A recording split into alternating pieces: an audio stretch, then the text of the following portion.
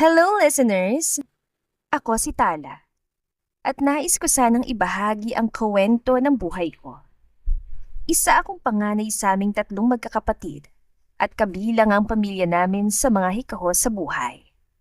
Dumating pa sa puntong nawala ng trabaho ang aking mga magulang, kaya naman wala akong nagawa at mas pinili ko na lamang na ihinto ang aking pag-aaral para makapaghanap ng trabaho.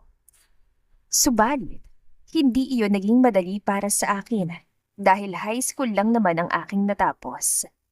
Hanggang sa inalok nga ako ng matalik kong kaibigan na si Jada na magtrabaho sa isang nightclub dahil sayang naman daw ang ganda ng mukha ko at ng katawan ko kung hindi ko gagamitin. Tumanggi ako nung una, ngunit dahil sa responsibilidad na napasa sa akin, ay pinatos ko na lamang ang trabahong inaalok sa akin ng kaibigan ko. Kaya naman naging dancer nga ako sa isang nightclub, kung sa nung umpisa ay halos mandiri ako sa sarili ko dahil hindi ako komportable sa paraan kung paano ako titigan ng mga lalaking tila ba hinuhubaran na ako sa mga isip nila. Pero wala akong choice kundi ang magpatuloy dahil ako lang naman ang inaasahan ng pamilya ko. At doon ko nga nakilala ang isang lalaking tatanggap sa akin ng buong buo at makapagpapabago sa buhay ko. Unti-unti ngang idinilat ni Tala ang kanyang mga mata nang magising siya. Unang bumungad sa kanya ay ang puting kisame at unti-unti rin niyang iginala ang kanyang paningin sa paligid ng kwarto dahilan para mamutawi ang pagtataka sa kanyang mukha. At ang labis nga niyang ikinagulat ay noong namataan niya na may lalaki na pala siyang katabi sa kama dahilan kaya malakas siyang napasigaw. Sino ka? Anong ginagawa mo rito, ha? Malakas na hiyaw nga ni Tala sa lalaking unti-unti na ring nagigising dahil sa malakas niyang pagsigaw. Umupo naman na lalaki sa kama, kaya bumalandra nga kay Tala ang hubad at matipunong katawan nito. Dagli naman nag-iwas ng tingin si Tala habang mahigpit ang pagkakahawak niya sa kumot na siyang itinatakip niya sa hubad niyang katawan. Gising ka na pala. Pero bakit ka pala sumisigaw? Ano nangyari? Ayos ka lang ba? Tanong naman ng lalaki sa kalmadong boses. Tinatanong ko kung sino ka. At saka bakit magkasama tayo sa isang kwarto, ha? Pasigaw pa nga rin na tanong ni Tala habang hindi pa rin niya makatingin ng direkta sa lalaki. Oh, so nakalimutan mo yung nangyari sa ating gabi? Ani na lalaki sa nalulungkot na tono ng boses. Ano? May nangyari sa ating dalawa kagabi? Gulantang na tanong nga ni Tala sa lalaki nang automatic din siyang napalingon dito. Bumantong hininga naman ng lalaki. Magkatabi tayo ngayon sa kama na walang mga saplot. Anong inaasahan mo? Na walang nangyari sa atin kahit na ganito ang kalagayan nating dalawa ngayon? Come on, try to remember everything. Sarap na sarap ka pa nga kagabi kaya imposibleng makakalimutan mo yung nangyari sa atin. Unti-unti ngang inalala ni Tala ang mga nangyari. At noong manumbalik sa isip niya ang lahat, ay dali-dali siyang tumayo, tangay ang kumot na siyang itinatakip niya pa rin sa kanyang katawan. Ngunit labis na nanlaki ang mga mata ni Tala nang biglang tumambad sa kanya ang pribadong parte na lalaki dahil nga sa pagkakahatak niya sa kumot na siyang tumatakip sa kanilang dalawa. Sinadya mo bang tanggalin ng kumot para makita mong alaga ko? Mapang-asar na hirit naman na lalaki. Tumigil ka! Singhal naman ni Tala kung saan mabilis siyang tumalikod habang tila bagulantang pa rin sa kanya nakita. Bakit tumalikod ka pa? Huwag ka na mahiya. Nakita mo na rin naman yung kagabi. Nahawakan mo pa nga eh. Enjoy na enjoy ka pa nga habang pinapaligayan natin ang isa't isa. Sinabing tumigil ka eh! Muling singhal nga ni Tala sa lalaki. Habang namumulang kanya mukha na animoy nahihiya sa mga sinasabi ng lalaki. Natawa naman na mahina ang lalaki na tila ba nag-e-enjoy ito sa panunukso niya sa dalaga. Tumayo rin ang binata at lumapit nga sa likuran ni Tala. Ako si Aidan. In case lang na pati pangalan ko nakalimutan mo na. Lasing na lasing ka kagabi. Kaya pinagsamantalahan mong kahinaan ko, ganon. Pagputol naman ni Tala sa sinasabi ng binata habang nananatili pa rin siya nakatalikod. Of course not. Tigilan pa nga kitang maglasing kagabi pero ayaw mo magpawat. Regular customer ako sa club. And sure naman ako nakikita mo ako tuwing gabi. At totoo niyan, ikaw ang dahilan kung bakit lagi ako nagpupunta sa club. At tulad nga ng sinabi ko, nagpakalasing ka kagabi. Kahit pigilan kita, ayaw mo pa rin tumigil. Kaya hinayaan na lang kita. Pero hindi kita iniwan dahil ayoko naman na mapagsamantalahan ka ng kung sino lang. Inalok pa nga kita na ihatid kita sa inyo. Pero hindi mo naman sinabi sa akin kung saan ka nakatira. Instead, gusto mong ihatid na lang kita sa hotel. Kaya nandito tayo ngayon. At hindi ko kasalanan kung bakit may nangyari sa atin. At totoo nga yan, ikaw tong bigla na lang ako sinunggaban at ayaw mo akong pakawalan eh. Pinigilan ko sarili ko nung una. Pero lalaki pa rin ako at darating talaga sa point na hindi ko na makokontrol ang sarili ko. Lalo na't ikaw tong may gustong angkinin ako kagabi. Kung tutusin, pwede nga kitang kasuhan ng harassment eh. Paliwanag nga ng binatang si Ida. Lalo naman na mula mukha ni Tala sa kanya mga narinig. Sandali niyang ipinikit ang kanya mga mata bago niya hinarap ang binata. Kahit na, pinagsamantalahan mo pa rin ako, knowing na lasing ako. Unti-unti namang inilapit ni Aidan ang mukha niya sa dalaga. Huwag ka mag-alala, kasi kaya ko namang panindigan at panagutan yung nangyari sa atin. Aware ako na tinitable mo lang mga lalaking gusto kong makilala at makakwentuhan. Pero hanggang doon lang yon, at hindi ka pumapayag na hawakan ka nila. At dahil ikaw mismo unang sumunggab sa akin, pakiramdam ko, special ako. Napangiti nga si Aidan at naglakad patungo sa bedside table para kunin ang wallet niya at kumuha nga doon ang pera na siyang inabot niya kay Tala. Here, tanggapin mo to. Kahit na ikaw tong unang nangharas sa akin kagabi, di naman may kakaila na napasaya mo pa rin ako. Ani nga ni Aidan sa dalaga. Sandaling tinitigan naman ni Tala ang perang inaabot sa kanya ng binata bago siya nag-iwas sa tingin. Anong tingin mo sa akin, Pokpok? Para isipin na basta ko nalang tatanggapin yung pera mo, kapalit ang katawan ko? Sumeryoso naman ang mukha ni Aidan dahil sa sinabi ni Tala. Maniwala ka man sa hindi, di ganyan ang iniisip ko tungkol sa'yo. Sabihin na lang natin na alam ko yung sitwasyon mo, kaya makakatulong tong pera to para sa'yo. Isa pa, isipin mo na lang na tulong ko to sa'yo, at kung hindi mo to tatanggapin, mapipilitan akong kasuhan ka ng harassment. Pinagbabantaan mo ba ako? Hindi makapaniwalang reaksyon nga ni Tala. Hindi naman, pero parang gano'n na nga. Wala kang choice kundi ang tanggapin tong perang to. Who knows, baka maulit pa to. At kung iisipin, mas matutulungan kita sa perang ibibigay ko sa'yo. Pwede mo na rin tanggihan yung mga lalaking gusto kang itibol dahil kaya ko naman doblein yung ibibigay nila sa'yo. Wika pa ni Aidan. Sinasabi mo bang gusto mo kong bilhin? Eh di wala ka na rin pinagkaiba sa mga lalaking gusto lang akong matikman at ikama. Mariin na sabi naman ni Tala. Hoy, wag mo akong ikumpara sa kanila. Kasi ako, ikaw mismo gusto ko. Hindi katulad nila. Katawan mo lang ang habol nila sa'yo.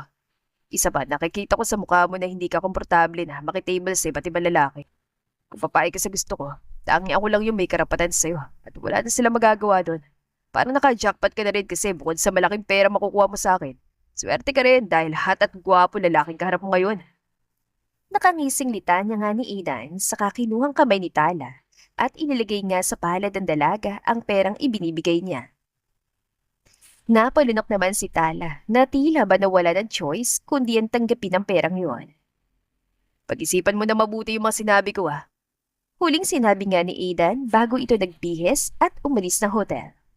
Napaupo naman si Tala sa kama habang tinititigan ang perang hawak niya. Maya-maya lang ay naisipan na rin ni Tala na umuwi na sa kanilang bahay, kung saan napangiti siya nang maabutan niyang kanyang dalawang nakababatang kapatid na babae at lalaki na siyang abala sa pag-aaral. Wow, ang sipag namang mag-aral ng mga kapatid ko. Natutuwang bungad nga ni Tala sa kanyang mga kapatid. Ate, nandito ka na po pala. Masayang reaksyon naman ng nakababatang kapatid ni Tala na babae. Parehong nasa high school na rin ang mga kapatid ni Tala. Ayaw niyang pati ang mga kapatid niya ay huminto sa pag-aaral. Kung kaya't naging rason din iyon para pasukin niyang kasalukuyan niyang trabaho. Bakit ngayon ka lang umuwi? Ano, sumama ka talaga sa lalaki? Masaya ka ba na pinagsasawa ng mga kalalakihan niyang katawan mo, ha? Talak na salubong naman ang ina ni Tala sa kanya. Napabuntong hininga naman si Tala at kumuha ng pera sa loob ng wallet niya. Ay, ma, ito po, pambayad po sa mga bills natin sa bahay at para sa mga gastusin po natin dito. Tumigil nga sa pagtalak ang ina ni Tala nang walang pag-aalinlangan itong tinanggap ang perang ibinigay ng dalaga. Sunod namang pinuntahan ni Tala ang kanyang ama na abala sa panonood ng TV.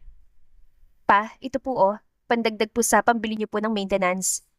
Ani Tala nang abutan niya rin ng pera ang kanyang ama. Magiliw na tinanggap naman yon ng kanyang ama. Ay, salamat anak. Kumain ka na ba? Ipaghahanda kita ng pagkain.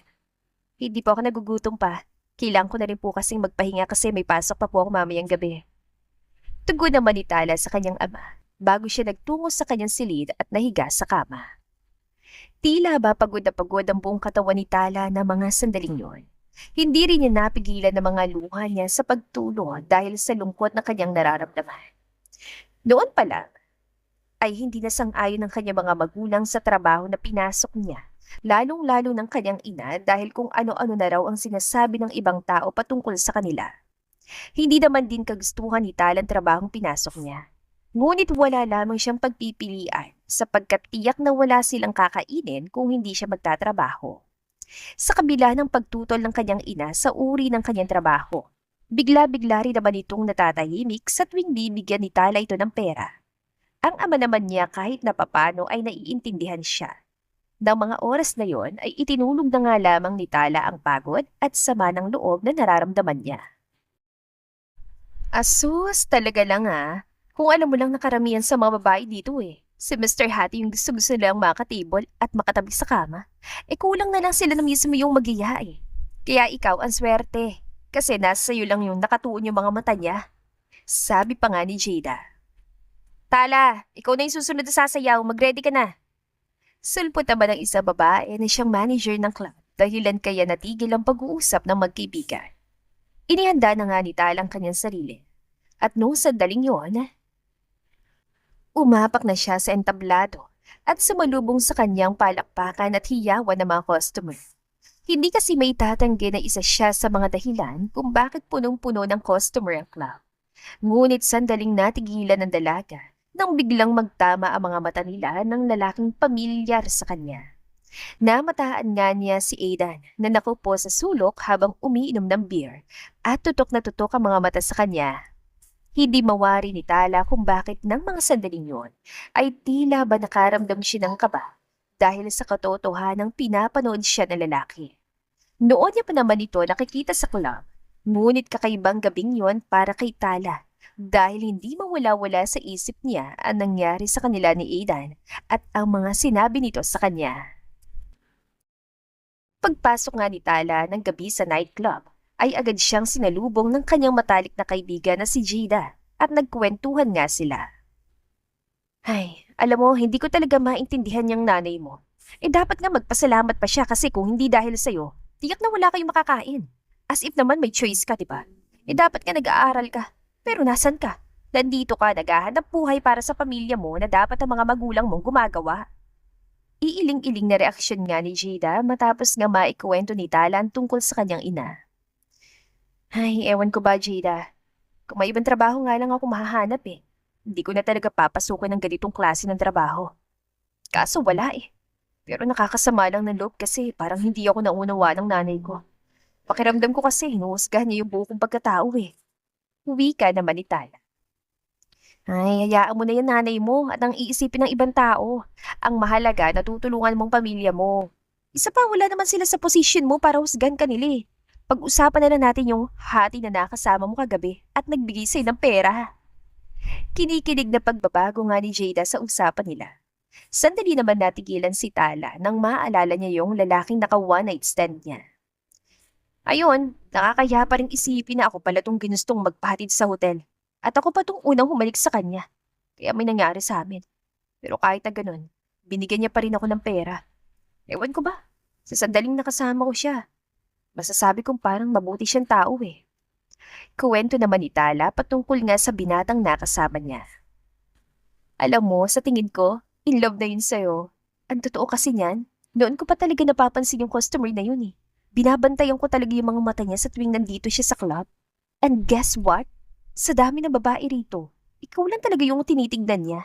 Minsan nga kapag may katibol kang iba lalaki, hindi siya umaalis sa para bang binabantayan ka niya. Kahit nakagabi nung nagpakalasing ka, hindi ka talaga niya iniwan. Ani naman ni Jada. Ay, wag na nga natin siyang pag-usapan. One night stand lang naman yung nangyari sa aming dalawa. At iyak ako na wala rin siyang pinagkaiba sa mga lalaking gusto lang akong maikama. Well, sisiguraduhin ko rin na hindi na mauulit yung nangyari sa aming dalawa, no? Ano siya, sinuswerte? Namutawi naman ang pagtataka sa mga tao dahil tila ba na estatwa na sa entablado si Tala sapagkat hindi ito gumagalaw sa kadahilanan. Nakatuon lamang ang atensyon ng dalaga sa binata na siyang nasa sulok. Kinindata naman ni Aidan si Tala, kaya naman napagtanto ng dalagang sitwasyon. Napalunok nga ang dalaga at inihanda ng sarili sa pagsayaw kung sa nagsimula na nga ring tumugtog ang isang mabagal na musika na siyang sinasabayan niya ng isang mapang-akit at mabagal na galaw. Matapos ng pagsasayaw ni Tala, ay bumaba na rin siya agad ng stage. Nako Tala, napakaraming gustong mag-table sa'yo. Excited na salubong nga ng manager sa dalaga. Kakaiba yung sayaw mo kanina ha, ang daming naakit in fairness. Dagdag pang sabi na manager. Mukhang ginaganahan dahil kay Mr. Hattie. Gatong naman ni Jada na siyang ngiting-ngiti na tila ba natutuwa rin ito para sa kanyang kaibigan. Ay siya nga pala Tala, may isang lalaking gusto ka makasama ngayong gabi. Handa raw siyang triplihin yung ibibigay ng ibang lalaki. Basta sa kanya ka raw ngayong gabi. 50-50 ang hatian natin ha. At malaking bagay na yun para sa'yo, Tala. Kaya sunggaban mo na matutuwa ka rin dahil lahat yung lalaking gusto ka makasama. Balita pa nga ng manager. Automatic naman na napalingon si Tala sa gawing sulok kung saan nakaupo si Aidan. Wala man kasing binanggit ang pangalan ng manager sa lalaking gusto siya makasama ngayong gabi, ay alam na niya agad kung sino yon. Pasensya na po, pero wala po kasi ako sa mood ngayon para kumausap po ng mga customers. Baka pwedeng sa ibang araw na lang po. Bali nga ni Tala sa manager. Bakit naman? Tatanggihan mo ba talagang ganong kalaking pera? Reaksyon naman ng manager na tila ba hindi nagustuhan ang ginagawang pagtanggi ni Tala. Madam, wait lang po ha. Kakausapin ko lang pong kaibigan ko. Sabat naman ni Jada at hinila sa isang tabi ang kaibigan niyang si Tala para nga kausapin. Jada, ano ba? Kung kukumbisihin mo lang din naman ako para pumayag na itable yung lalaking yun. Please, wag mo na subukan kasi ayoko pa rin. Baliin na wika nga ni Tala sa kanyang kaibigan. Alam mo, maski ako ayoko rin naman talaga kitang pilitin eh. Lalo na't 50-50 hatian yun na manager na dapat nga mas malaki ang parte mo. Pero kasi maging practical ka sana Tala. Alam kong ayaw mo sa trabahong ito. Pero hindi mo ba naiisip na baka si Mr. Hattie na yun sagot mo sa mga problema mo? Kumunot naman na noon ni Tala.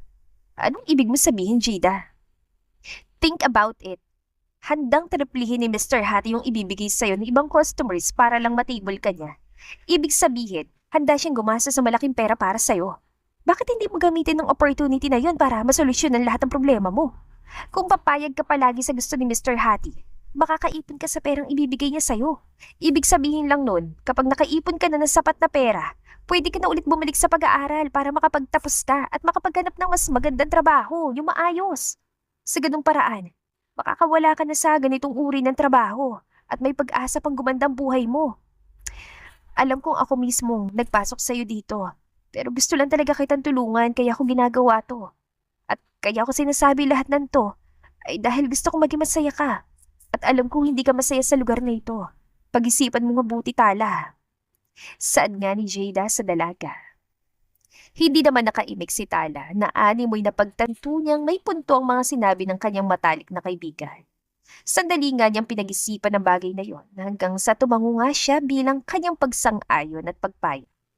Labis din naman na natuwa ang manager sa naging desisyon ng dalaga. Kaya ang ending, kasama na nga ni Aidan ang dalaga sa iisang table.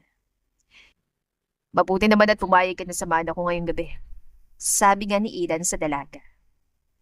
Ayoko sanang pumayag eh. Kaya lang, sure naman akong pipilitin ako ng manager dahil 50% ang hatian namin sa perang ibabayad mo. Kaya wala akong choice. Walang emosyon na sagot naman ni Tala at tumungga sa beer na hawak niya. I see. Kung ganun, makikinabang din pala talaga yung manager sa perang ibibigay ko sa'yo. But anyway, kakaiba yung sayo mo kanina. Pakiramdam ko, inaakit mo ko. Sabi nga ni Aidan. Anong inaakit ka dyan? Pwede bang huwag kang assuming? Natawa naman ang mahinang binata. Kakaiba mo rin ako kung titigan kanina. Di kaya nagugustuhan mo na ako? Hirit pa nga ni Aidan, dahilan kaya sinaman siya ng tingin ng dalaga. Alam mo napakahangin mo. Maling-mali talaga na pumahig pa ako na itable mo eh. Singhal naman ni Tala.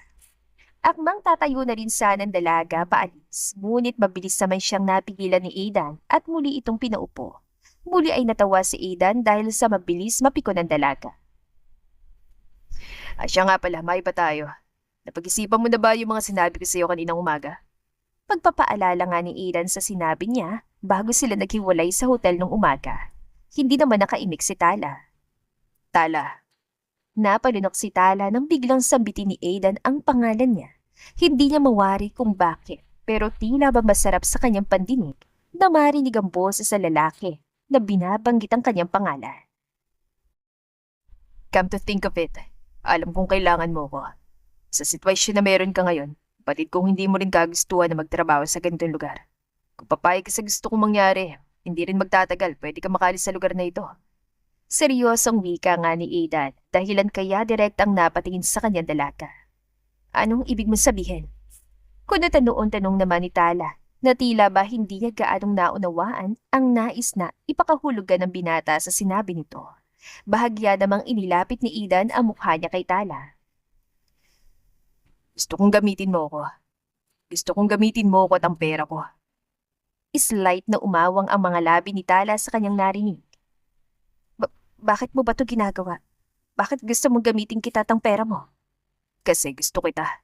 Mabilis sa sagot nga ni Aidan. Ilang beses nang napakurap si Tala. Hindi niya rin malaman kung dapat niya bang paniwalaan ang sinabi ng binata na gusto siya nito. Gusto kitang tulungan na makalis sa lugar na ito dahil nakikita kong hindi ka masaya. At dahil gusto kita, gusto rin kitang maging masaya.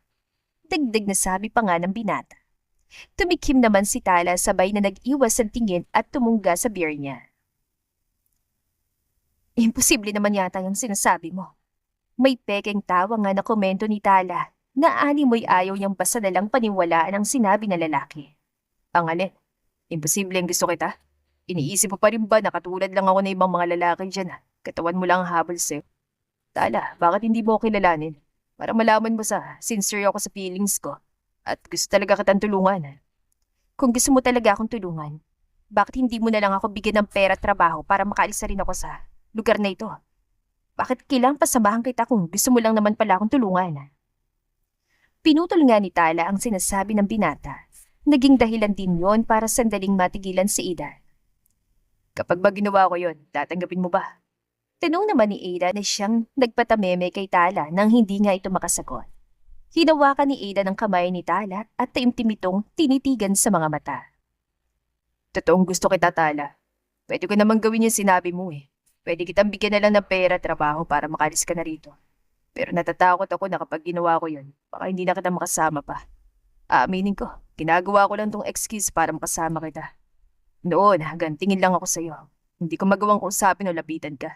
Kasi baka isipin mong ibang intention ko na katulad lang ako ng ibang customers. Ayokong ganun ang isipin mo sa akin, kaya nakontento na lang ako na hanggang tingin lang ako sa'yo. Lalo na kapag may katable kang iba lalaki. Hindi ko magawang mapanatag dahil iniisip ko baka kung anong gawin nila sa'yo. Kaya binabantayan kita nang hindi mo nalalaman. Sana maniwala ka sa mga sinasabi ko. Saad pa nga ni Aidan sa seryosong tono ng boses. Muli ngang ibinaling ni Tala sa ibang direksyon ng kanyang mga mata. Hindi niya rin alam kung ano ang sasabihin niya ng mga sandaling yon. Dahil iyon ang unang beses na may lalaking nagsabi sa kanya ng mga ganong klaseng salita. Dahil karamihan sa mga nakakatibol niya sa club ay gusto lamang siyang yayain na magpunta sa mga hotel na paulit-ulit niya rin namang tinatanggihan. Bigyan mo ako ng time na pag-isipan ng lahat ng sinabi mo. Maya-maya isambit nga ni Tala.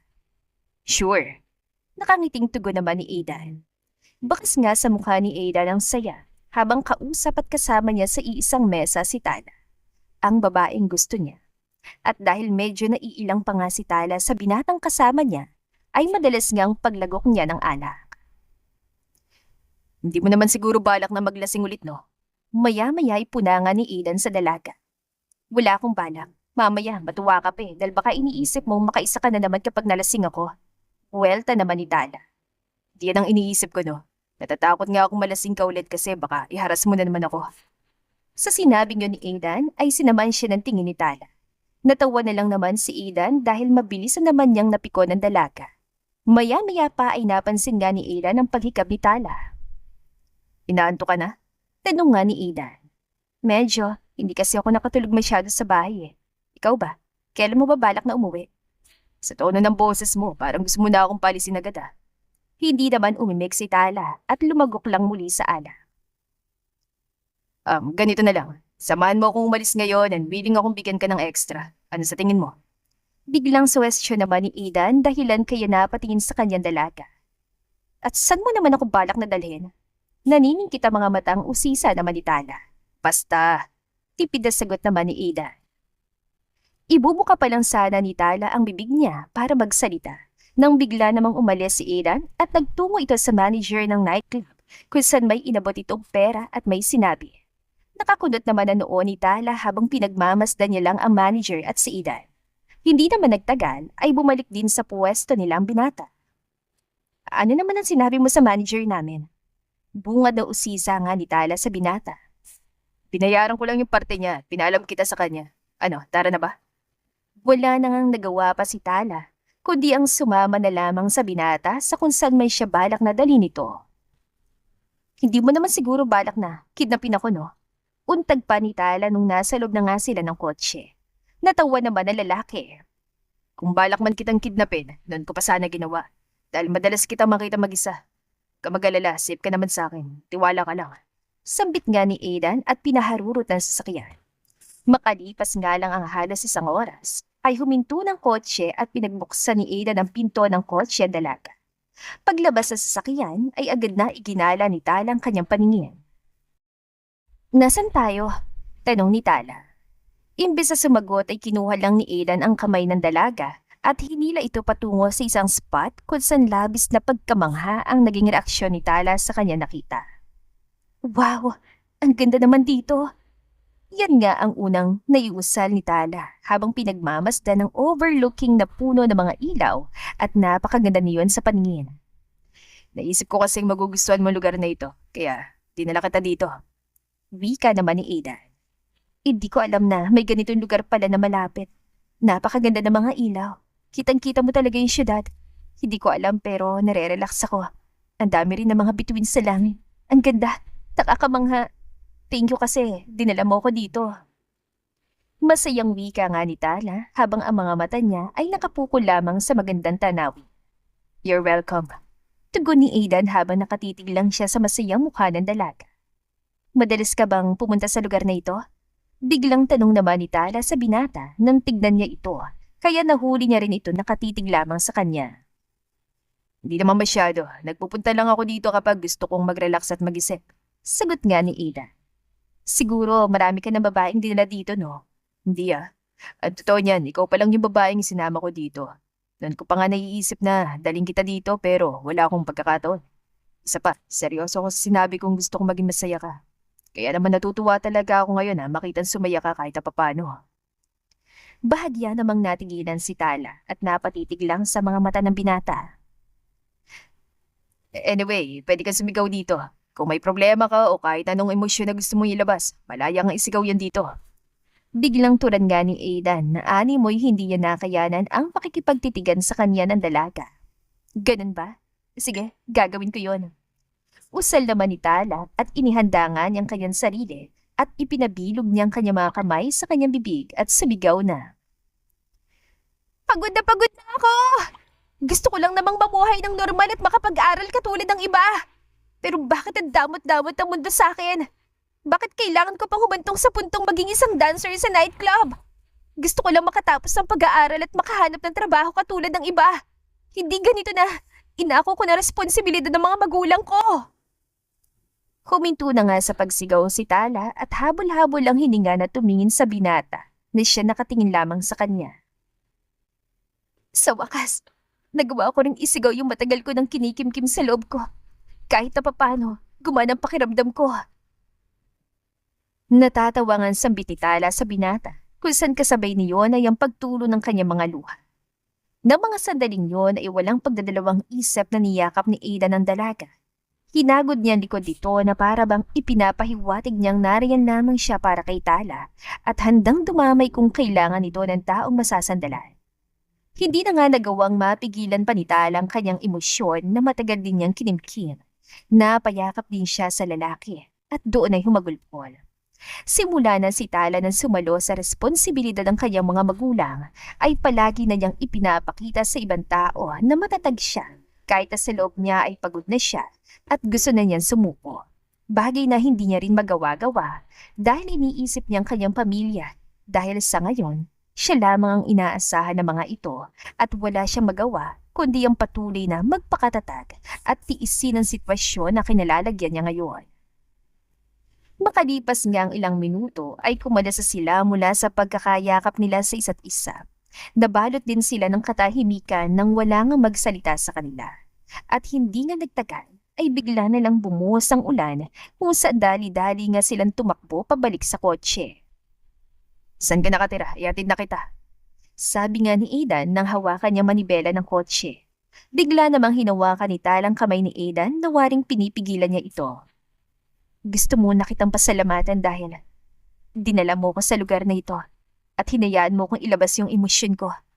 Ani Tala.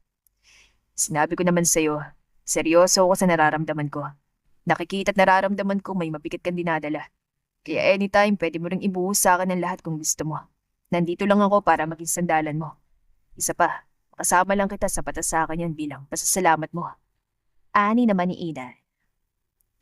Pero kahit na papano, gusto ko ring may magawa para sa'yo.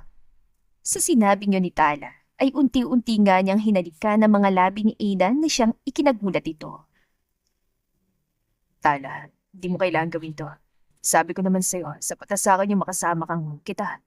Huwag mo sanang isipin na katawan mo lang habol ko sa'yo. Kasi hindi yung ganun. Giit pa nga ni Aidan. Alam ko na iintindihan mo ko, Aidan.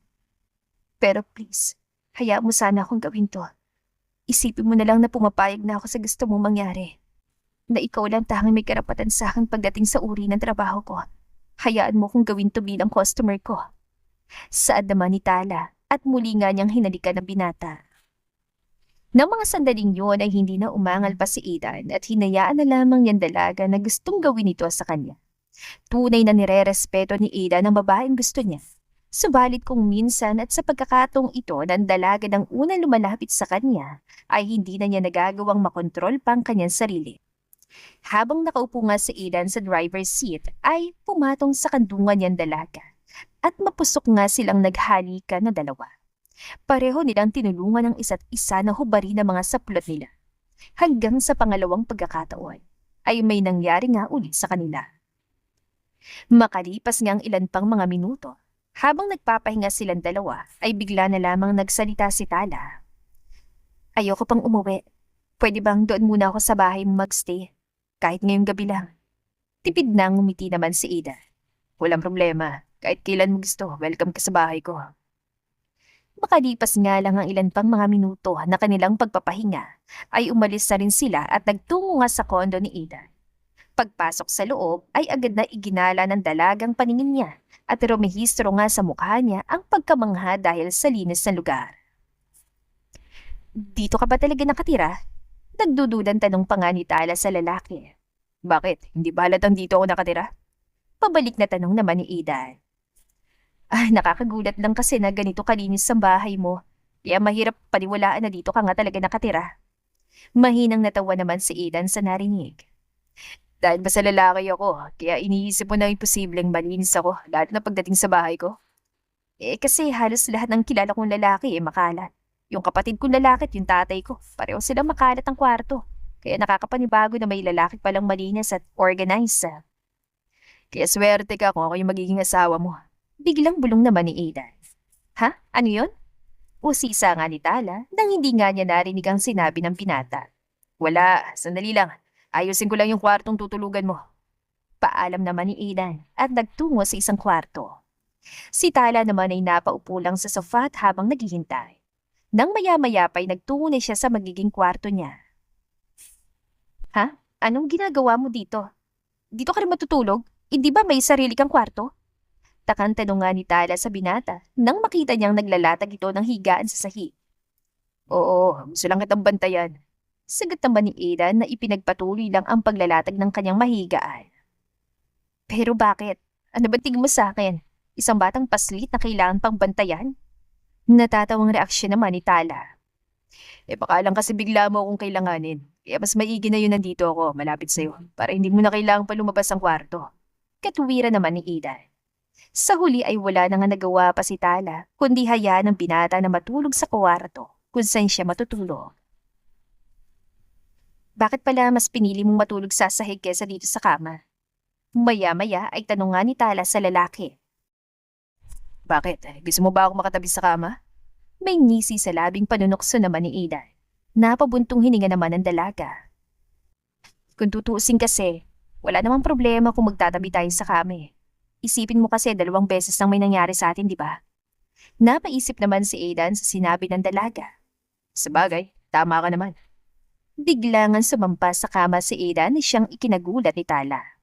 Ibang klase ka. Talaga sineryoso mo yung sinabi ko. Mahinang natawa naman si Aidan.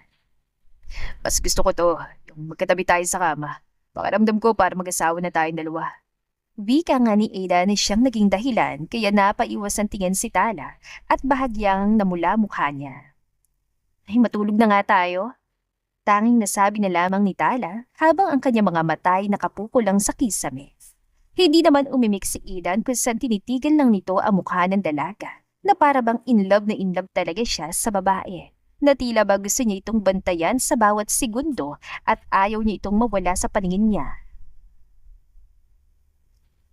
Kung nakakatunaw lang talagang tingin, malamang kanina pa ako natunaw dito. Maya-maya'y pasaring nga ni Tala kung saan napansin pala niya sa gilid ng kanyang mga mata ang walang humpay na pagtitig sa kanya ni Aidan.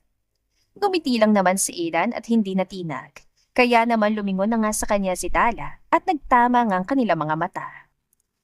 Nang mga sandaling yon ay parehong bumilis ang tibok ng mga puso nila. Tinititigan lamang nila mga mata ng bawat isa at walang nais na magpatina. Hanggang sa biglang hinawakan ni Aidan ang pisngi ng dalaga at dahan-dahan niyang idinampi ang kanyang mga labi sa labi ni Tala.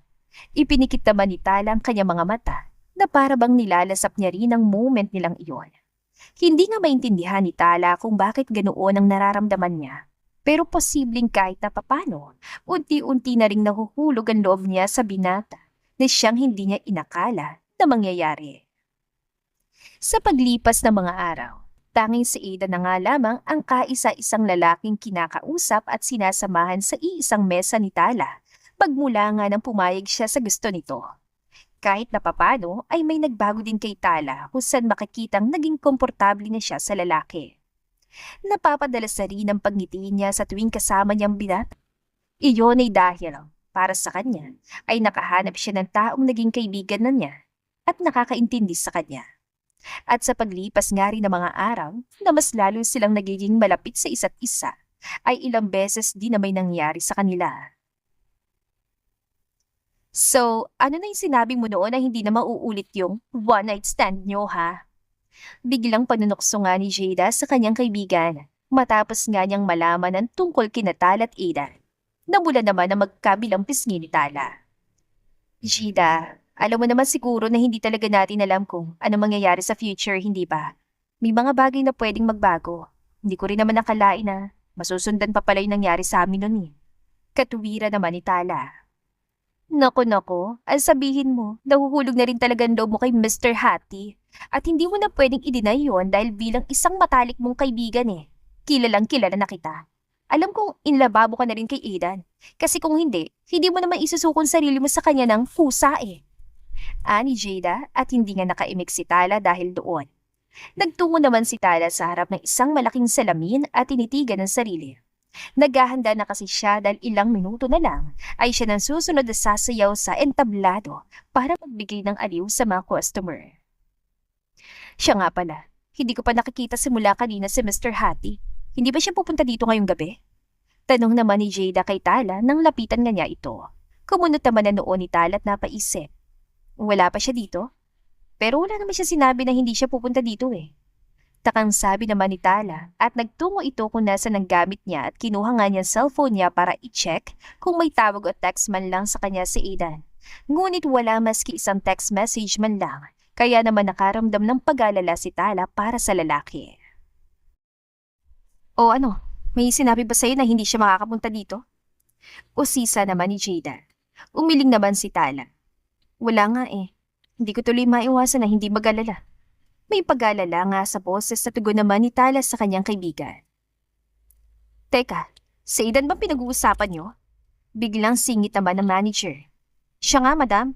Hindi ko pa kasi siya nakikita simula kanina eh, samantalang madalas maagay na pumupunta dito eh. Tugon naman ni Jada sa kanilang manager. Nag-tag siya sa akin kanina. Hindi raw siya makakapunta ngayong gabi dahil masama raw ang pakiramdam niya. Kaya ibinili niya sa akin na bantayan ko raw tong si Tala at huwag hayaan na may ibang mga lalaki ang kumausap o lumapit man lang sa kanya. Binayaran pa nga niya ako para dun eh. Napaka-protective talaga niya. Teka, may relasyon na ba kayong dalawa, Tala? Madam Manager, baka po pwedeng hindi po muna ako sumayaw ngayon. May pupuntahan lang po sana ako. Biglang paghingi naman ng permiso ni Tala na hindi man lamang sinagot ang tanong sa kanya na manager. Ha? At saan ka naman pupunta? Tanong pa ng manager. May kailangan lang po akong puntahan, pasensya na po. Tanging sagot nga lang ni Tala, kung saan kumaripas sa ito ng takbo na animoy nagmamadali. Naiwan namang puno ng pagtataka ang manager, pati na rin ang kaibigan ni Tala na si Jada. Kaagad namang pumara ng taxi si Tala at nagtungo nga siya sa kondo kung saan nakatira si Aidan. At noong nasa tapat na siya ng pinto, ay sandali muna niyang inalala kung ano yung passcode ng pinto ni Aidan. Madalas kasi sa tuwing nagpupunta nga sila sa kondo, ay nakikita ni Tala ang mga numerong pinipindot ni Aidan para nga magbukas ang pinto. At nung masiguro na nga ni Tala na tamang pagkakaalala niya sa passcode, pinindot na niya iyon at nakahinga nga siya ng maluwag nang magbukas nga ang pinto. Nang pumasok nga si Tala sa loob, ay rumihistro sa mukha niya ang pag-alala niya nang maabutan niyang binata na nakahiga sa sofa habang balot na balot ito ng kumot. Kagad naman niya itong nilapitan. Aidan, ayos ka lang ba ha? Unti-unti namang idinilat ni Aidan ang kanyang mga mata, ngunit dahil sa masamang pakiramdam niya, hindi niya rin gaanong naimulat ang mga yon. Tala, what are you doing here? Anong what are you doing here ka dyan? Bakit naman hindi mo sinabi sa akin na may sakit ka pala ha? Hindi ka man lamang nag-text sa akin pero sa manager nagawa mong makapag-text. Sa kanya ko pa talaga nalaman na masamang pakiramdam mo. Singhal naman ni Tala sa binata. Sorry kung hindi ko na nasabi sa'yo. Ayoko lang kasi na mag-alala ka pa eh. Kaya pinabantayan na lang kita sa manager niya. Pero hindi ko naman nakalain na pupunta ka pala dito. Sambit naman ni Aidan sa nangihinang boses. Natural na pupuntahan talaga kita dahil nag-aalala ako sa'yo. Anas naman ni Tala at hinawakan nga nito ang noo ni Aidan. Halatang halata na nag-aalala ka talaga sa akin ah. Hindi kaya in love ka na rin sa akin? Nakangising entrada naman ni Adan sa dalaga. Alam mo, may sakit ka na nga nagagawa mo pa akong tuksahin ng ganyan. Tanging naging reaksyon lang naman ni Tala bago ito tumayo para nga kumuha ng maliit na palanggana na may tubig at bimpo na siyang inilagay nga niya sa noo ni Aidan. Teka, kumain ka na ba? Ilan sandali pa'y tanong nga ni Tala sa binata. Hindi pa. Sagot naman ni Aidan. Sandali lang, magluluto lang ako ng sopas. Paalam naman ni Tala at nagtungo ito sa kusina para nga paggandaan ng sopas ang binatang may sakit. Makalipas lang ang ilang minuto, ay pinakain nga ni Tala ng sopas si Aidan kung saan marahan niya itong sinusubuan habang magkatabi silang nakaupo sa sofa. Oh, bakit ngiti-ngiti ka dyan? Taas ang kilay na pansin nga ni Tala sa lalaki nang mapansin niyang malapad ang ngiti nito habang nakatitig lang sa kanya. Wala naman. Natutuwa lang kasi ako na nandito ka. Pakiramdam ko tuloy, mag-asawa na tayo dahil inaalagaan mo ko. Ay, tumigil ka na nga riyan. Ubusin mo na to para makainom ka na ng gamot nang makapagpahinga ka na. Sir mo naman ay Tala sa binata. Maya-maya pa, matapos kumain ni Aidan, ay bigla na lamang niyang hinatak si Tala palapit sa kanya. Ilang beses naman na napakurap si Tala dahil sa lapit ng mga mukha nila sa isa't isa. Teka, hindi mo naman siguro naiisip na gawin natin ang bagay na yun, no? Tanong nga ni Tala kay Aidan. Hindi naman porket may sakit ako eh. Wala na akong lakas para gawin natin ang bagay na yun. Isa pa, namiss kita. Tugon naman ni Aidan na may pilyong ngisi sa mga labi. Bahagyang namula naman ang dalaga. Ay nako Aidan, tumigil ka nga. Kailangan mong magpahinga para gumaling ka na. Hindi ka na bata para pagga. Naputol nga ang dapat na sasabihin ni Tala nang bigla na lamang siyang siniil ng halik ni Aidan. At dahil namiss na rin agad ni Tala si Aidan, hindi na ito pumalag pa at tumugon na lang sa halik ng binata. Mas naging mapusok pa nga ang halikan nilang yon hanggang sa kusa nang gumalaw ang mga kamay ni Aidan para haplusin ang katawan ng dalaga. Sumasabay lang din naman sa init ng katawan si Tala, kung sa nagkusa na rin ang mga kamay niya para nga alisin ang damit ni Aidan. At habang niroromansa nga nilang isa't isa, hindi alam ni Tala kung ano ba ang dapat na isipin niya patungkol sa binata. Hindi niya kasi mawari kung paano pa ito nagkaroon ng lakas sa ganong bagay kahit na may sakit ito at tila ba nang hihina. Ngunit kahit na ganoon, ine-enjoy na nga lang din ni Tala ang moment nilang dalawa. Makalipas ngang ilang araw. Ate, malapit na po pala yung bayaran namin ng tuition at saka may mga project din po kasi kami ate. Biglang wika nga ng nakababatang kapatid na babae ni Tala habang kasalukuyan silang nagtutulungan na maganda ng kanilang hapunan. Siya nga pala Tala, kailangan na rin pala nating bayaran yung kuryente at tubig dahil kung hindi baka maputulan na tayo. Sabad naman ang ina ni Tala. Hinarap naman ni Tala ang kanyang ina dahil sa sinabi nito. Ano yon, ma? Hindi po ba? Inabot ko na po sa inyo nung nakaraan yung parang pambayad ng kuryente at tubig. Saan naman po napunta yun? Takan-takan tanong naman ni Tala sa kanyang ina. Wala minalas ako kaya natalo sa sugal. Sagot naman ng ina ni Tala. Ano? Manaman naghihirap na nga tayo nagawa niyo pang magsugal. Ma, pinaghirapan ko po yung perang yun tapos ipinasusugal niyo lang. Aba Tala, huwag mo kong pagsasalitaan ng ganyan dahil anak lang kita. Hindi ko kasalanan na minalas ako sa sugal. Isa pa, kaya ako nagsusugal dahil wala akong ibang mapaglibangan. At saka ano bang hinihimutok ng butse mo ha? Pwede mo namang kitain ulit Sa mga lalaking gusto kang ikama, tiyak akong malaking ibabay nila sa'yo. Kusa na nga nagsipataka ng mga luha ni Tala matapos niyang marinig ang mga sinabi ng kanyang ina. Nang mga sandaling yon ay nasaktan talagang pagkatao ni Tala at hindi niya lubos sa akalain ng mismong nanay niya pa ang magpaparamdam niyon sa kanya. Hindi niyo alam kung anong pinagdadaanan ko, ma. Tapos ganyan lang palang tingin mo sa akin. Nandidiri ka ba sa akin, ma? Ikinakaya mo ba ako bilang anak? Ma, baka nakakalimutan mo na wala lang akong choice kaya napunta ako sa ganitong trabaho kahit na hindi ko naman to ginusto. Alam niyo naman pong wala akong nahanap na trabaho noon dahil high school lamang naman ang natatapos ko. Kaya pinatos kong pagiging dancer sa club kahit nalabag yun sa loob ko. Kasi kung hindi ko gagawin yun, malamang sa malamang mamamatay tayong dilat ang mga mata dahil sa gutom. Hayag nga ni Tala kung saan wala pa ring tigil sa pagpatak ang mga luha niya.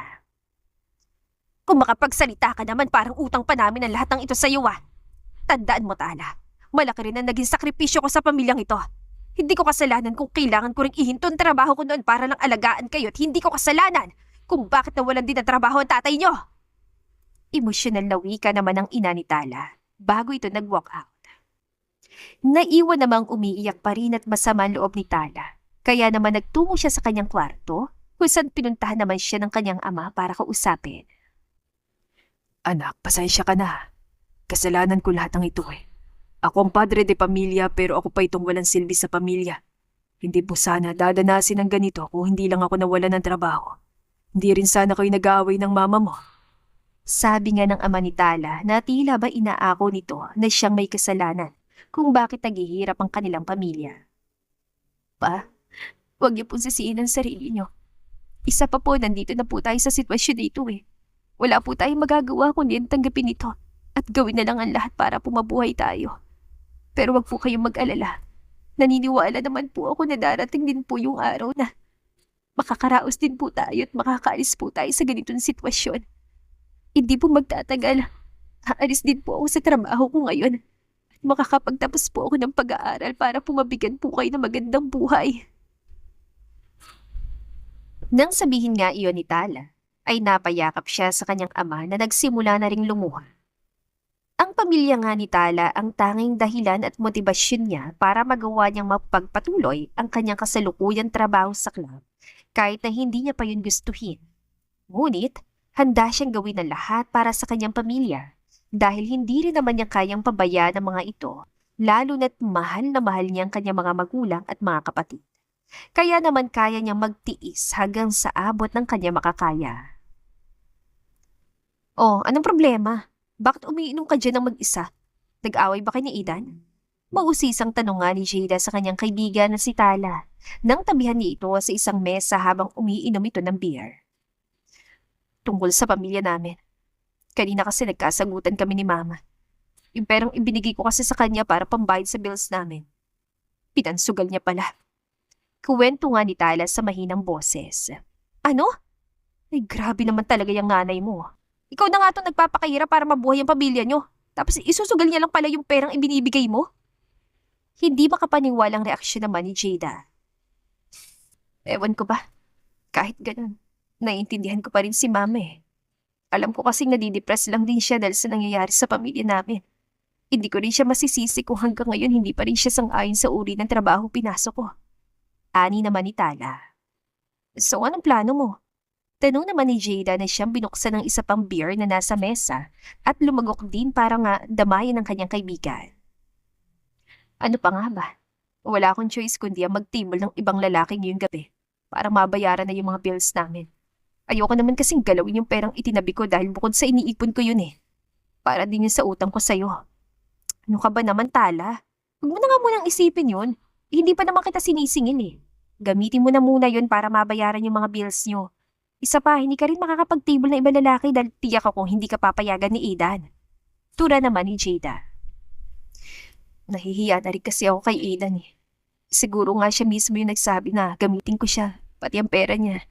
Pero ayoko naman siyang i-take advantage dahil mabuti naman siyang tao. Nahihiya na rin ako sa iyo dahil matagal na rin yung utang ko kaya nga. Gusto ko na rin talagang mabayaran kita eh. Kung sana lang hindi 50-50 ang hatian natin sa manager. Baka hindi ako masyadong na mga problema ngayon sa pera lalo na bayaran na rin pala ng tuition ng mga kapatid ko. Problemadong wika pa nga ni Tala at muling tinungga ang beer na hawak niya. Bumuntong hininga naman si Jada bago niya inago ang beer mula kay Tala. Balak mo bang magpakalasing ha? Tumigil ka na nga sa pag-inom. Baka mamaya kung anong gawin mo kapag nasa stage ka ni. Isa pa, huwag mo masyadong problemahin yung mga problema mo. Lilipas din naman yan. At may naiisip akong pwedeng solusyon dyan sa mga problema mo. Ani Jada sa kaibigan.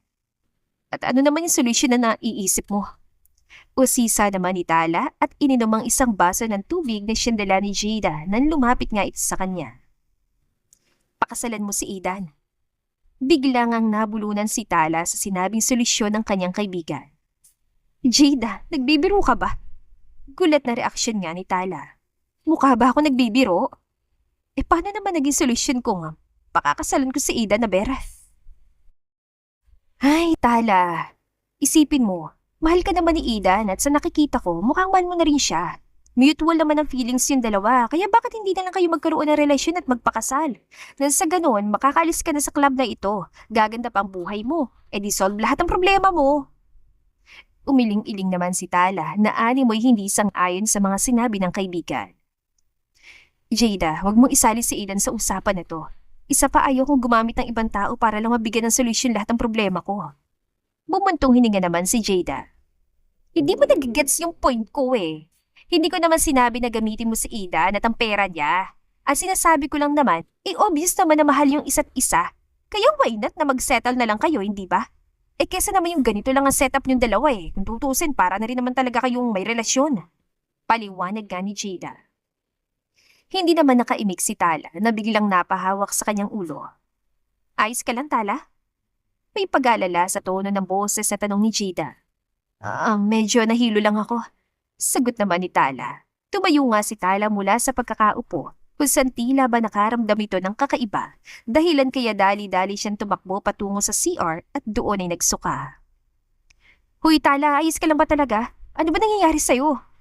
Tanong pa nga ni Jada nang sundan nga niya si Tala kung saan mas lalo lang nadagdagan ng pag-alala niya para sa kanyang kaibigan. Ewan ko ba, Jada? Dito mga nakarang araw, bigla-bigla na lang ako nahihilo at nagsusukay eh. Kumunot naman na noon ni Jada at tila ba napaisip sa kung ano ang nangyayari sa kanyang kaibigan. Teka, hindi kaya buntis ka?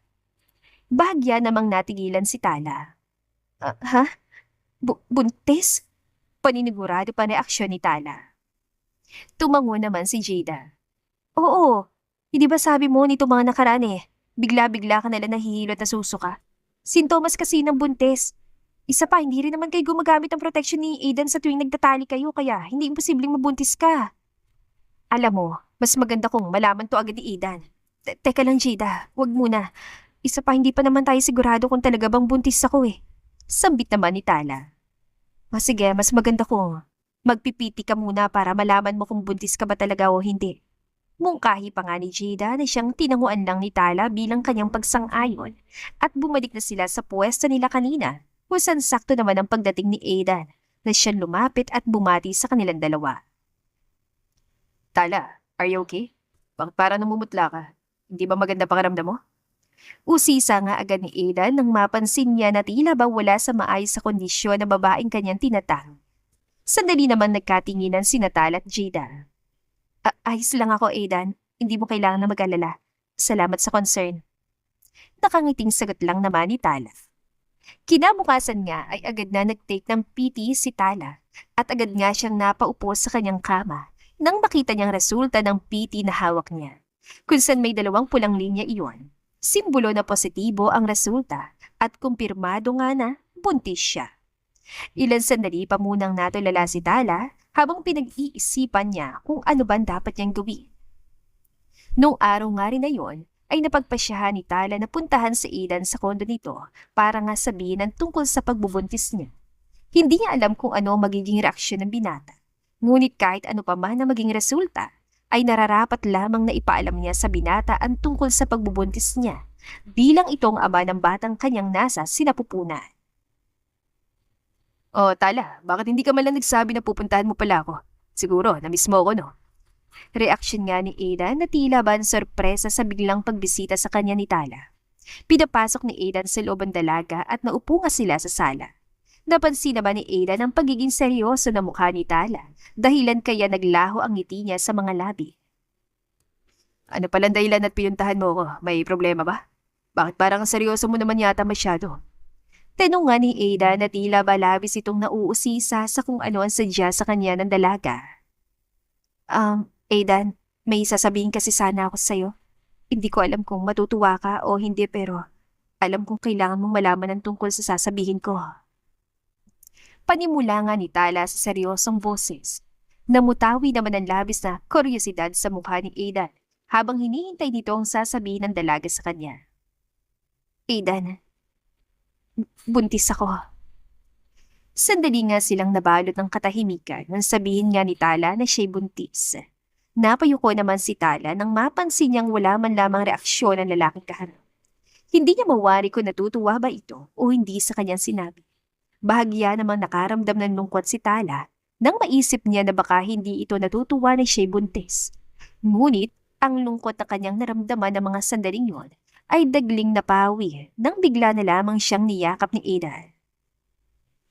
Sabihin mo, totoo to hindi ba? Hindi to panaginip o guni-guni ko lang. Buntis ka at magkakaanak na tayong dalawa. Sabi mo sa akin na Tala na hindi ito panaginip lang kasi hindi ko alam kung paano ko ipapakita sa iyo yung nararamdaman ko ngayon. Dahil sa wakas, matutupad na rin ang pangarap ko na magkaroon ng sariling pamilya. Tura ni Aidan habang ang kanyang mga mata ay tila ba naluluhana.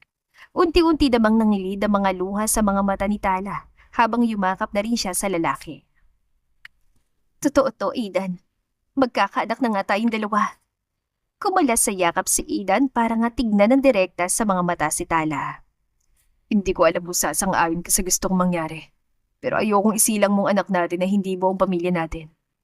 Tala, handa ka bang pakasalan ako para maging asawa mo? Napamulagat nga ang mga mata ni Tala dahil sa bahagiyang pagkabigla.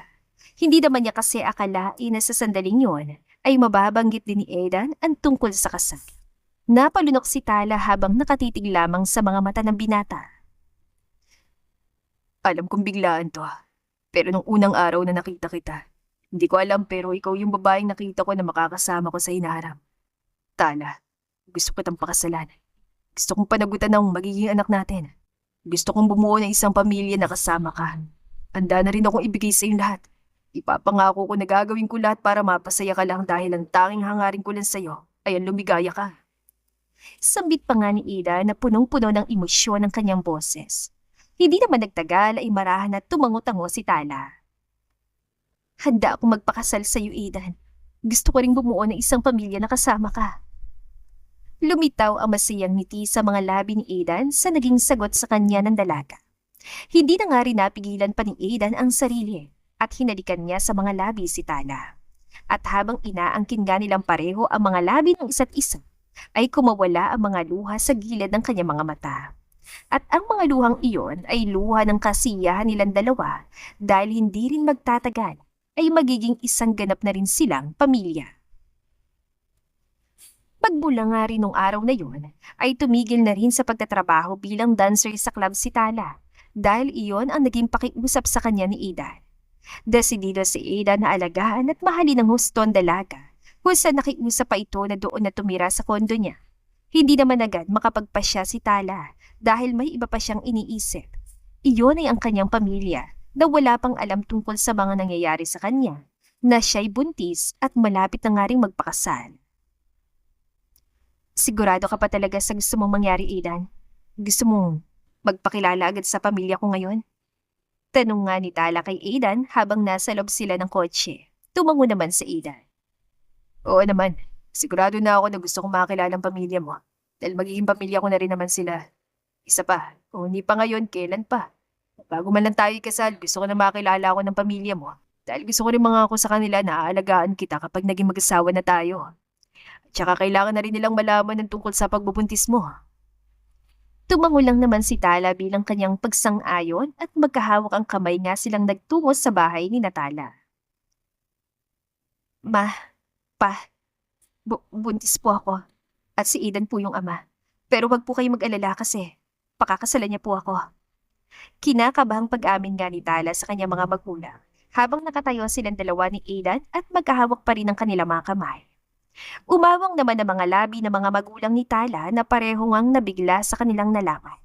Habang ang mga kapatid naman ni Tala ay medyo nagulat din sa kanilang narinig. Huwag po kayo mag-alala, kasi sinisigurado ko po sa inyo na alagaan ko po na maayos ang anak niyo. Hindi ko po pababayaan si Tala at ang magiging anak namin. Handa rin po akong ibigay sa kanya at sa inyo marangyang buhay para hindi na rin po kayo mahirapan. Hayaan niyo lang po sana kung alagaan ko ang anak niyo at ipinapangako ko pong hindi ko po siya sasaktan. Wika naman ni Aidan. Bumuntong hininga naman ang ama ni Tala bago ito nagsalita. Iho, hindi ko alam kung anong tumatakbo sa isip mo. Pero hindi naman kailangan ng pera mo. Sapat na sa akin kung tutuparin mong pangako mo na aalagaan mo na maayos ang anak ko.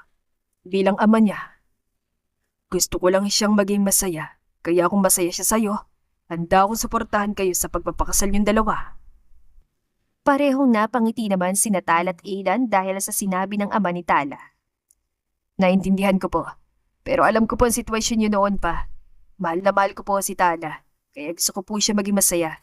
Gusto niya lang din po na maging maayos ang buhay niyo kaya bilang magiging asawa ko na rin po siya. Magiging pamilya ko na rin po kayo. Kaya kung ano man po ang meron ako, sa inyo na rin po yun. Ani Aidan. Bigla naman tumalikod sa kanilang ina ni Tala at lumayo. Dahan-dahan naman na nilapitan ni Tala ang kanyang ina para kausapin. Ma, sorry po kung nabigla ko po kayo. Pero wag po kayo mag-alala. Kasi nangako po si Aidan na siya po munang bahala sa pamilya natin habang wala pa po akong trabaho at habang ipinagbubuntis ko pong anak namin. Mahinahon ang boses sa turan nga ni Tala sa kanyang ina. Humarap naman ang ina ni Tala sa kanya at halos maluha nga siya nang makita niyang umiiyak palang kanyang ina. Hindi yun ang iniisip ko, anak. Masaya lang talaga ako na malungkot. Masaya ako kasi nakahanap ka ng taong magmamahal sa'yo. Naaalagaan ka at handa ka pang bigyan ng marangyang buhay. Deserve mo yan, anak. Deserve mong maranasan yung magandang buhay na hindi namin nagawang maiparana sa'yo ng papa mo. Nalulungkot naman ako dahil ngayon na magkakaroon ka na ng sarili mong pamilya. Hindi ko alam kung magagawa ko pang makabawi sa lahat ng pagkukulang ko sa iyo bilang ina mo. Alam ko simula nung nagtrabaho ka sa club, hindi na naging maayos ang relasyon natin bilang mag-ina. Pero yun ay dahil sa sobra na talaga ako nag-aalala sa iyo. At nagagalit ako sa sarili ko dahil wala akong magawa. Pero ngayon na may isa lalaking tanggap ka at handa kang pasayahin. Sobrang sayo ko para sa iyo, anak. Sana patawarin mo ko sa lahat ng mga nasabi ko at sa lahat ng mga naging pagkukulang ko. Dahil hindi ko nagawang maging mabuting ina sa inyo ng mga kapatid mo. Umiiyak ng sabi ng ina ni Tala na siyang nagpaluha na rin kay Tala. Niyakap nga ni Tala ang kanyang ina habang ang kanyang ama naman ay nakangiti lamang na pinagmamasdan sila. Sa paglipas ng mga araw, unti-unti nang nagbago ang buhay ni Tala, pati na rin ang kanyang pamilya. At dahil yon sa tulong ng lalaking mapapangasawa niya. Ang busy anong ginagawa ng mahal ko? Malambing ang boses at tanong nga ni Aidan kay Tala nang tabihan niya ito sa sofa at hinagka ng pisngi nito sabay yakap sa bewang nito. Isinara naman ni Tala ang laptop at humarap kay Aidan. Naghahanap kasi ako ng school na pwede kong pasukan kapag nanganak na ako eh. Sagot nga ni Tala. Nakahanap ka na ba? Umiling naman si Tala.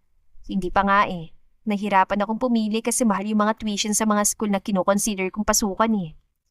Kung saan ang pinakamagandang school at kung saan mo gusto, doon ka na lang pumasok. Kung iniisip mo ang tuition, huwag mo nang alalahanin yun. Dala ko na bahala doon. Hindi pwede yun, Aidan. Ang laki na nga nang naitulong mo sa pamilya ko eh. Nahiya na nga ako sa'yo. Hindi ko naman pwedeng iasa na lang ang lahat sa'yo eh. Hayaan mo, kapag nanganak na ako, maghanap agad ako ng trabaho, yung marangal para naman kahit papano eh. Makabayad man lang ako sa'yo sa mga naitulong mo sa amin ng pamilya ko. Mahinang natawa naman si Aidan. Ano ka ba, Tala? Hindi mo naman kailangan na gawin yun. Tingin mo ba, hayaan kita magtrabaho? Magiging mag-asawa na tayo, kaya kung ano yung meron ako, sa'yo na rin. May negosyo naman ako. Isa pa, wala naman ako ibang pamilya. Kaya nga, gusto ko na rin talaga magkaroon ng sarili kong pamilya para magamit ko ng tama yung mga yaman na ipinamana sa akin. Kaya hayaan mo kung ituring kayong reyna ko, okay? Nang sabihin nga yun ni Aidan, ay hinagkan niya noon ni Tala. Alam mo, sobra talaga ako nagpapasalamat sa Diyos kasi ibinigay niya sa akin ng lalaking katulad mo at hindi ko alam kung paano kita pasasalamatan sa lahat. Ani Tala. Mahalin mo lang ako, sapat na yun. Yun lang naman ang hangad ko. Ang mahalin mo lang ako at masigurong ako lang talaga nag-iisang laman ng puso mo. Tugon naman ni Aidan. Hindi mo na kailangan na sabihin yan kasi ikaw lang naman talaga yung lalaking mahal ko. Kaya nga ako magpapakasal sa iyo eh. Ikaw lang at wala nang iba pa. Nakangiting tura naman ni Tala. God, I love you so much that I can't afford to lose you. Huling sinambit naman ni Aidan bago niya inangkin ang mga labi ni Tala. Hindi nga nagtagal ay ikinasal na rin silang dalawa. Nanganak na rin ng isang malusog na baby girl si Tala at tulad nga ng ipinangako ni Aidan, araw-araw niyang itinatrato na parang isang reyna ang kanyang asawa. Nakabalik na rin sa pag-aaral si Tala at masaya siya dahil unti-unti nang natutupad ang mga hangad niya sa buhay. Higit din siyang nagpapasalamat sa Diyos dahil ibinigay nito ang lalaking siyang labis na nagpabago sa buhay niya at siyang labis na nagbibigay ng kasiyahan sa kanyang puso. Marahil ang buhay ay minsan madaya na kahit anong gawin natin, parang hindi pa rin sapat para makamtan natin ang kaligayahan na siyang hangad natin. Ngunit kung minsan, may plano palang Diyos na mas maganda pa kaysa sa inaasahan natin. Kaya kailangan lamang natin na maghintay sa tamang panahon at huwag mawala ng pag-asa dahil aayon din ang lahat sa atin balang araw. At dito na po nagtatapos ang ating kwentong pag-ibig. Maraming salamat po sa pakikinig. To God be the highest glory. Hanggang sa muli. Paalam!